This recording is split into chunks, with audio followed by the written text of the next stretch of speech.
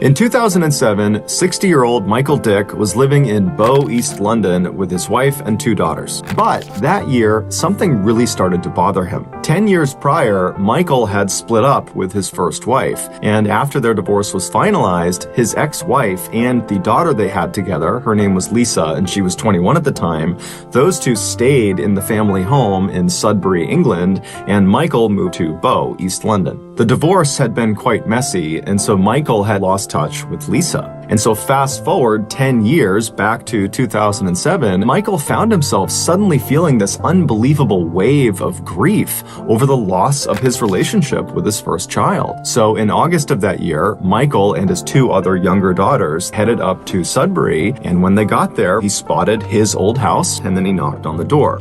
When the door opened, it was some other family that he didn't know, and they didn't know Lisa or his ex-wife, and so they said, "Good luck finding your daughter, but we don't have any information for you." And so as they're driving around the streets of Sudbury, they come to the realization that their best bet at finding Lisa is putting some sort of story in the local newspaper that hopefully she would see, and then she would contact Michael. And so the reporter, along with a photographer, brought Michael and his 2 daughters outside. They took a picture of them, and then they told Michael, hopefully she sees it and she reaches out to you. In 2007, at the same time that Michael was beginning his search for Lisa, Lisa was actually beginning to think, you know what, I want to go find my dad. Then, one day in August, she was at her office and she was in the break room and she saw a copy of the Suffolk Free Press sitting out on the coffee table. And then suddenly she stopped when she saw a picture of herself. She saw her and her mother walking along the streets of Sudbury. She had been in Sudbury just a couple of days ago to talk to her mom about finding her dad, and then Lisa glanced at the caption for this photo,